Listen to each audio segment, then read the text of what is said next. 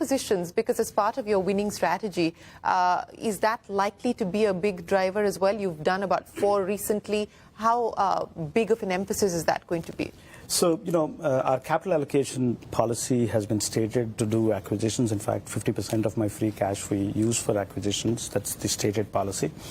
I have not changed that policy. I think acquisitions have contributed well to digital capabilities and gaps which we had, and we've always used that as a way to fill the gaps.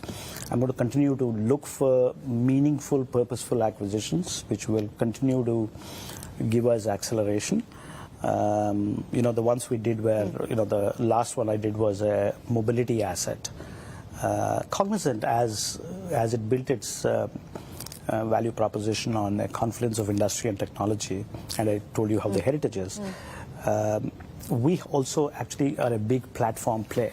I mean, our healthcare platform, Trizeto, has 2/3 of the insured population of the United States is on that platform.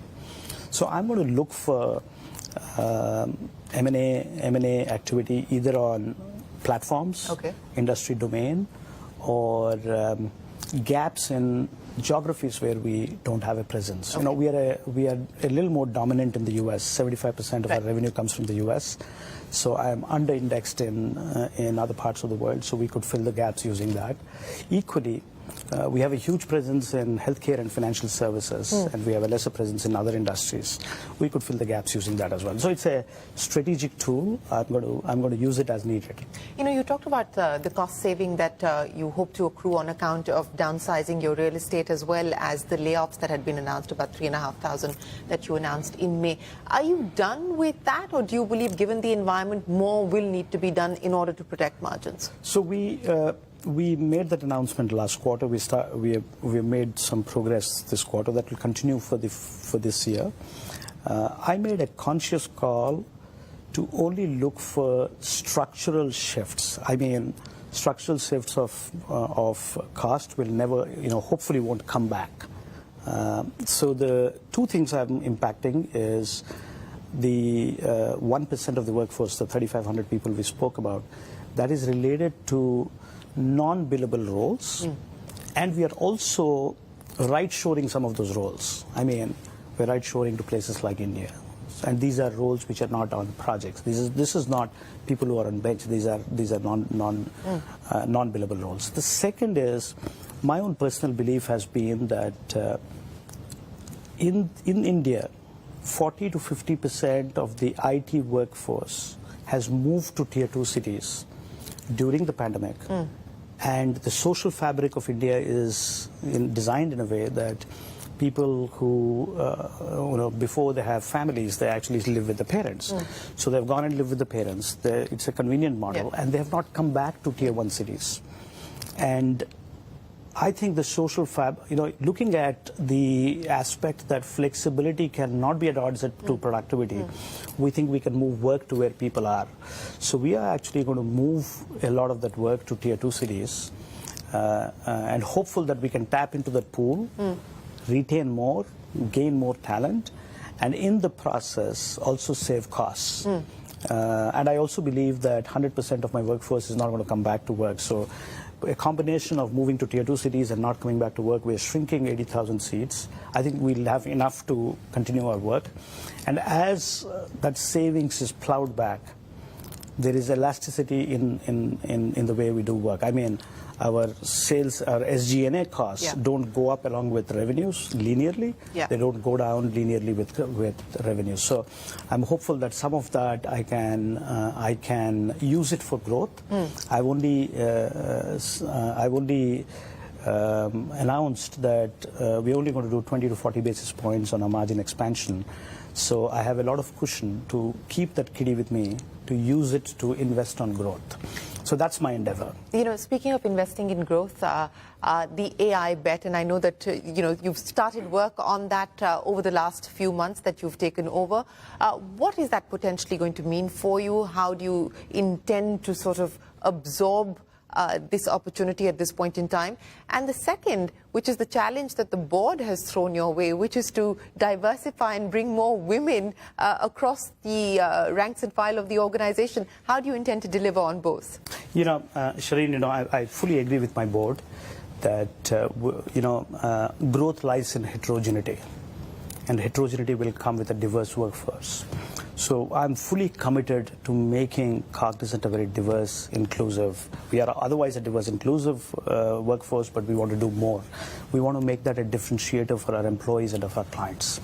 A variety of ways to do that.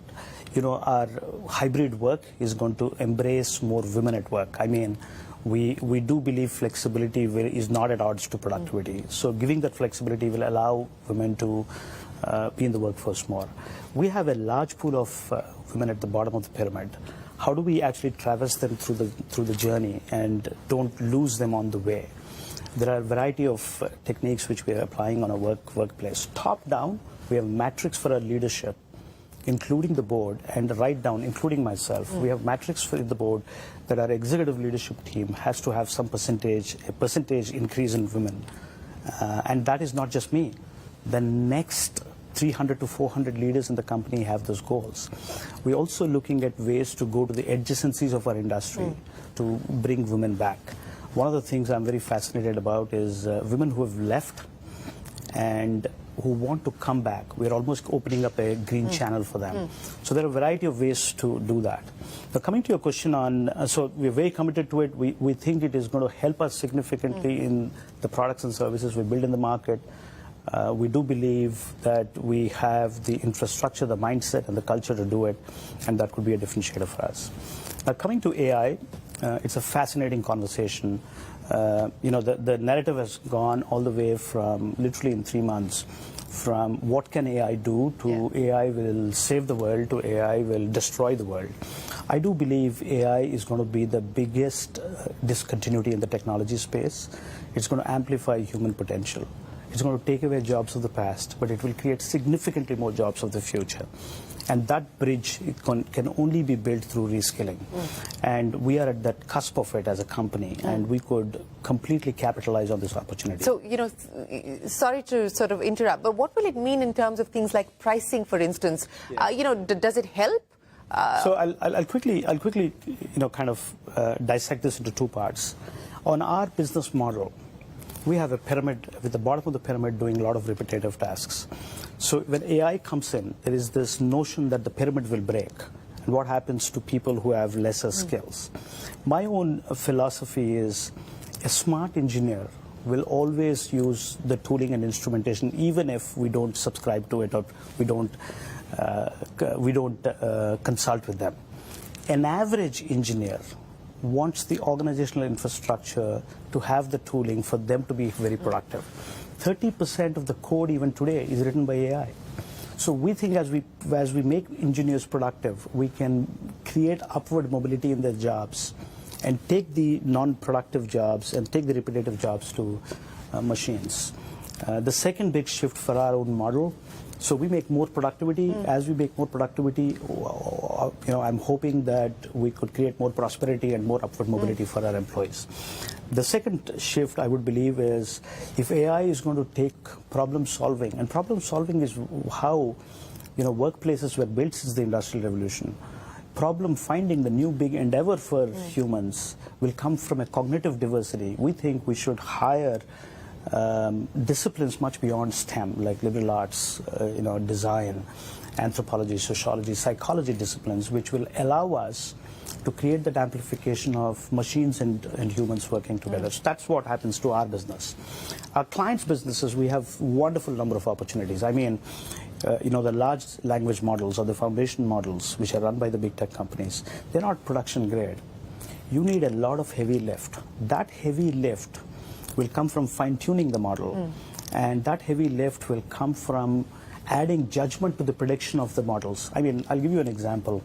If it is, if you're asking an AI model to predict percentage of rain based on data, it will probably predict percentage of rain based on data. It's not going to tell you whether you should carry an umbrella. Yes. That will only happen if you are able to feed context with a set of human specialists, or specialists who can train the model. I call them the reward function engineers, or prompt engineers, as some call it. And that whole thing, that whole heavy lift will be done by companies like ours. The use case discovery, that heavy lift, making AI more responsible so that it becomes production grade, so that it can amplify human potential. So, I'm excited about the productivity lever it's going to give to our clients. I would believe our clients will go through a re-engineering. Large enterprises will go through a re-engineering. And that wave of re-engineering will be powered by AI, and we will handhold, orchestrate, and partner with our clients to do that.